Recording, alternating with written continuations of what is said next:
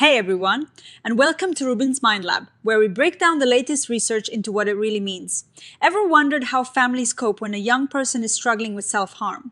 It is a really tough situation, and this new study dives deep into exactly that. This research looked at how families experience self-harm in their young people, what challenges they face, and what kind of support they really need. It's a big deal because, as the paper points out, self-harm is a serious public health issue, and families are right in the middle of it all, playing a crucial role in the young person's recovery. But they often need support too. So what did the researchers do? They sifted through a lot of existing studies, looking at both the numbers and the personal stories. Think of it like gathering puzzle pieces from different boxes to see the whole picture. They searched major psychology and medical databases in July 2024 and then again in April 2025 to catch anything new. They ended up with 31 studies. To make sure the research they included was good quality, they used a special tool called the Mixed Methods Appraisal Tool. Now, for the findings, the study found that self-harm really shakes up the entire family. It's not just about the young person. Quantitatively, meaning the number side of things, parents often feel intense distress, and it can really mess with their daily lives.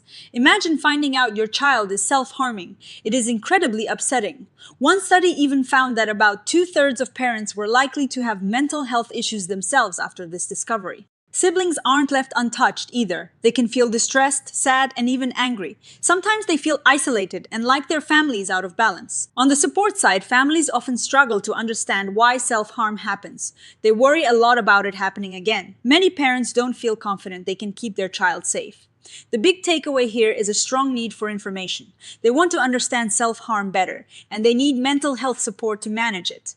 Some services were seen as helpful, like private psychologists, but others, like certain mental health services, had mixed reviews. Now, let's dive into the personal stories the researchers gathered. They found 4 main themes. First, the emotional toll on parents. Discovering self-harm is often described as deeply traumatic.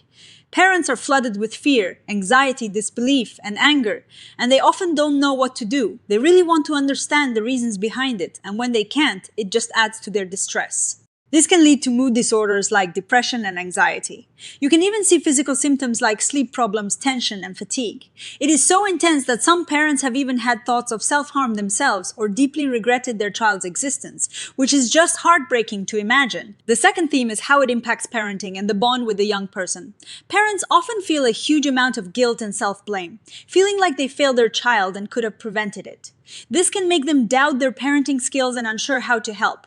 There is also something called anticipatory grief. It is like mourning the child they once knew and the future they imagined for them. Shame is a big factor too often because of stigma and fear of judgment from others who don't understand self-harm. This can lead many parents to withdraw socially. They also live in constant fear for their child's safety, leading to hypervigilance, essentially being on high alert all the time. Sometimes, this fear makes parents avoid setting boundaries, which can actually shift the power dynamics, making the young person feel more in control and the parents feel helpless. But on a more positive note, some parents who adopted more supportive strategies, like offering emotional support and calm communication, found that it actually brought them closer to their child. Next up, how self-harm can disrupt the wider family dynamics. Parents often struggle to balance their caregiving role with their own lives and hobbies, putting their child's needs first.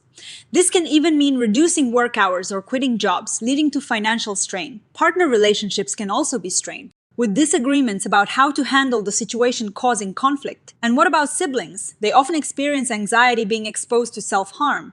Their experiences can differ by age. Younger siblings might feel more anxious and concerned about stigma, while older siblings might feel a stronger sense of responsibility and become more protective. A really important point here is that siblings can often feel neglected because all the parental attention is focused on the self-harming child. This perceived imbalance can lead to anger and frustration for them. The impact on the wider family, like grandparents or aunts and uncles, can be mixed. For some, it intensifies existing tensions, causing conflict or estrangement. For others, the crisis actually brings them closer together, fostering more support. Finally, the fourth theme is about the barriers families face in getting support and the pathways that can help. Many families initially overlook self-harm due to denial or simply not understanding it, leading to delays in seeking help. They really need clear information about self-harm. So they can get help earlier, they also need guidance on where to go and how to access the right services. Practical support is often missing too, with families asking for advice on how to support their child's recovery. School involvement is also seen as crucial. Accessing specialized care is often a major hurdle. Families report long waiting times, difficulties with referrals, and high thresholds for getting help. Finding professionals who actually specialize in self-harm is also tough. And even after receiving care, many families feel unsupported after discharge, highlighting a lack of follow-up. They often describe existing resources as not enough. A really important point is how families often feel judged or excluded by healthcare professionals. They want an empathetic, non-judgmental approach, clear communication, and to be actively involved in their young person's care. They want to feel confident that they have the knowledge and ability to support their children effectively once they leave professional care. On the support side, families need emotional backing from loved ones to combat isolation. Support groups where people have similar experiences can offer encouragement and practical advice. And professional mental health support for the whole family is really needed to maintain everyone's well-being and build their capacity to help their young person. So, what does this all mean? This review really highlights that self-harm impacts the whole family, not just the individual. The unpredictable nature and fear of recurrence can be incredibly draining over time, leading to what the researchers call empathy burnout. Crises can really disrupt the family, especially if members feel they can't rely on each other. The role of siblings is particularly important. They can be a great source of support, but they often become the forgotten members as parental attention shifts. This neglect can cause anger and frustration. When families try to get help, they often run into systemic problems. Misunderstandings about self-harm and a confusing, hard-to-access care system can delay crucial intervention. Long waiting lists and referral delays are also major issues, possibly made worse by recent global events. And the experiences with healthcare professionals can be a big issue. Feeling judged or excluded can really damage trust.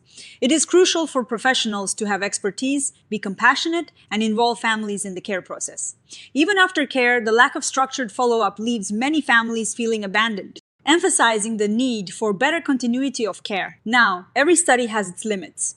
This one points out that small sample sizes, especially a lot of mothers being studied, might make it harder to apply the findings to other family members like fathers or grandparents. They didn't include gray literature, which can sometimes have important studies, and the number of quantitative studies was small. Also, there wasn't a standardized way to measure family experiences across all the studies. But the strengths are significant. This is the first systematic review to combine both numbers and personal stories on this topic. It followed strict guidelines, and the findings are quite current, with many studies from the last few years. Looking ahead, the researchers suggest more research should focus on creative ways to involve all family members, especially fathers and siblings, who are often less represented. Developing standardized tools to measure family experiences would be really helpful. And longitudinal studies tracking families over time are essential to understand how things evolve. In conclusion, this research strongly suggests that supporting recovery from self-harm needs to involve the whole family as a unit. It's not just about the individual who is self-harming. Support needs to be therapeutic and family-centered. Services need to be accessible, responsive, and provided not just during treatment, but also afterwards. Families would benefit greatly from specialized care pathways delivered by trained professionals, along with resources and support networks that can guide them, promote self-care, and reduce that overwhelming sense of isolation. This really underscores the urgent need for better systemic support for families navigating these incredibly difficult situations. And that's our deep dive into this fascinating and important research. What are your thoughts on the findings? Let us know in the comments below. And if you found this breakdown helpful, please hit that like button and subscribe to RUBIN'S Mind Lab for more explorations into the human mind. We'll see you next time.